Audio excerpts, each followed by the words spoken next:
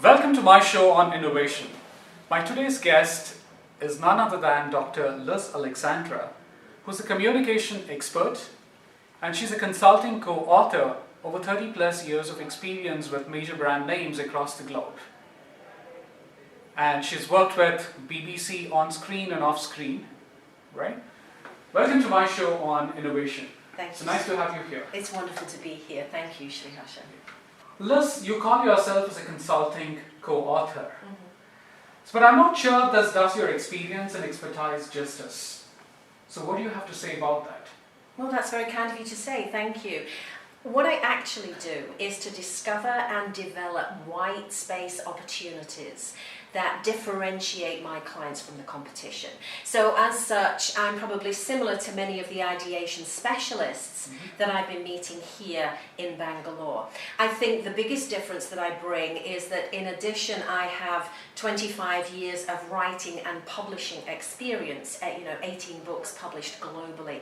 So whether my clients are looking to write a book that spreads a message or garners a movement, or whether they're looking to generate content and conversations for a thought leadership campaign, pretty much I've got both the strategic and the tactical ends covered.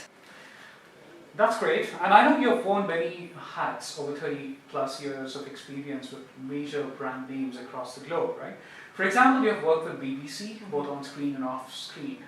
And you also got associated with British Airways Life magazine, Business Life magazine, as a regular freelance contributor.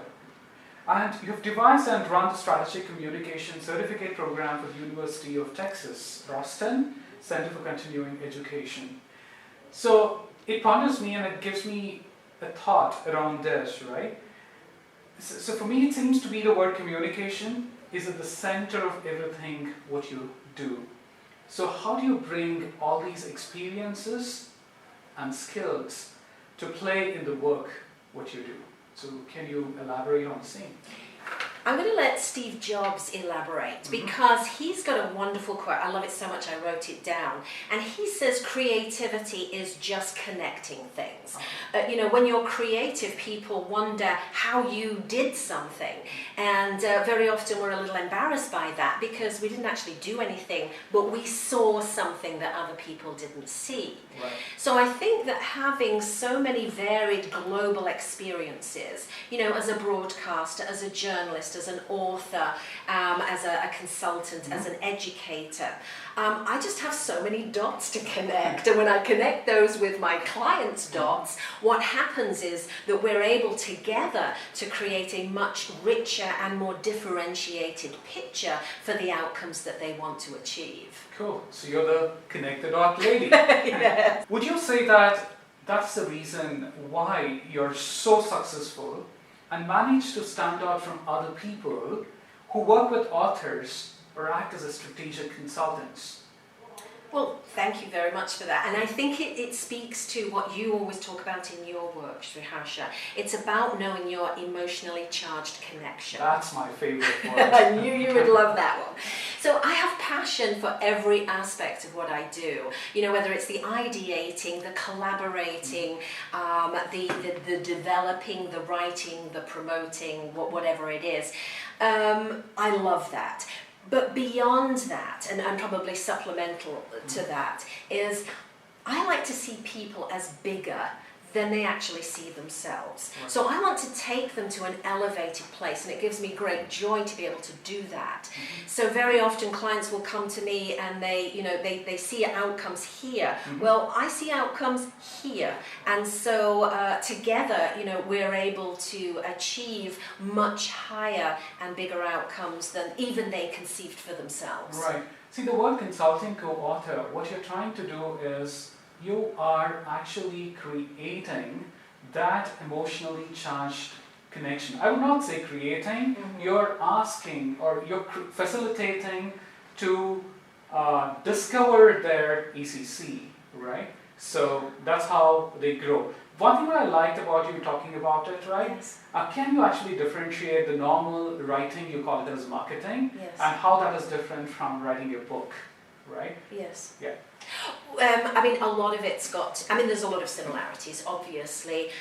You've got to have a very clear focus as to what your message is, and that means really understanding the audience. I think the difference between writing marketing collateral and writing a book has much to say about the structure and the overall sort of content that you're putting together. It's obviously in a book that's going to run to several hundred pages, you know, that you're taking your reader on a journey, and a much longer journey than you would if you're doing marketing.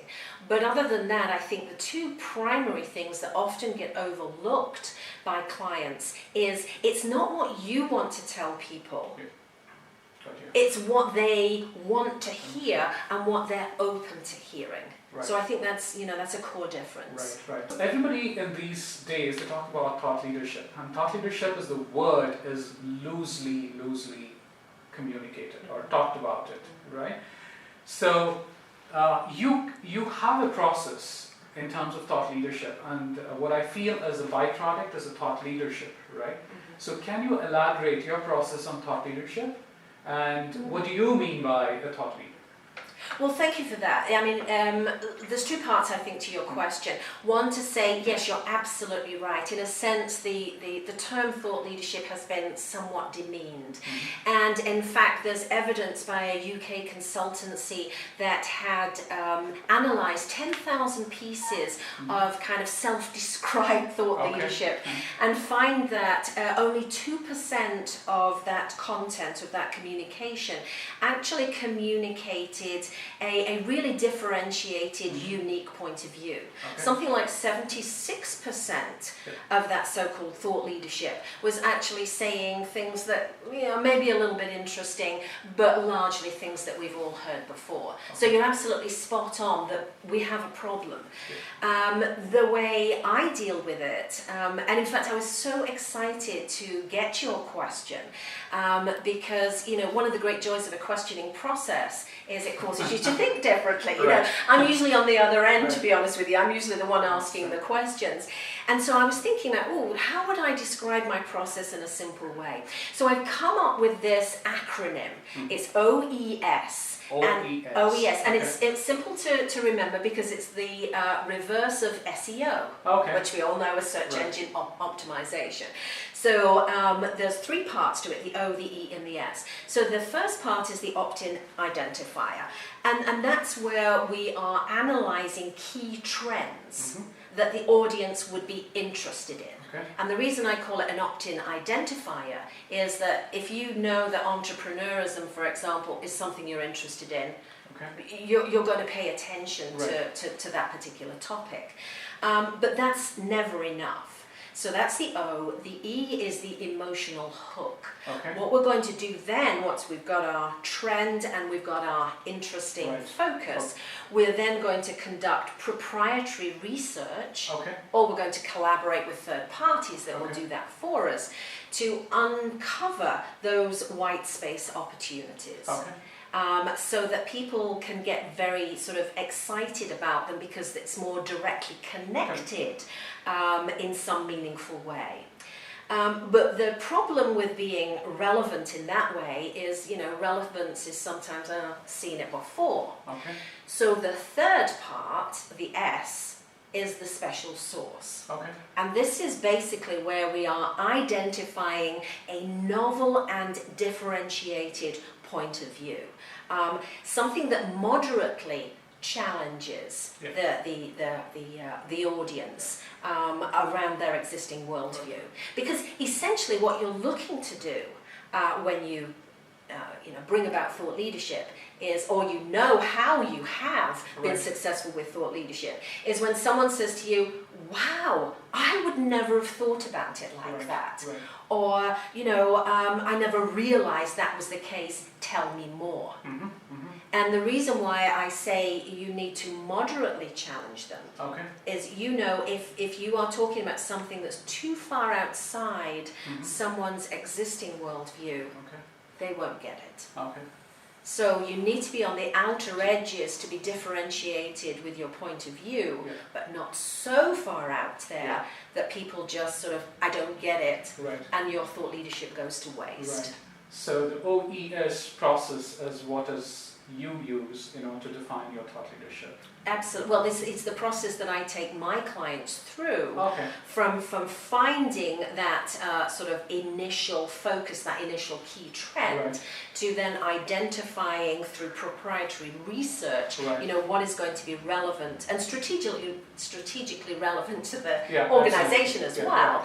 And then from there, doing a much, much deeper dive to identify that differentiating point of view.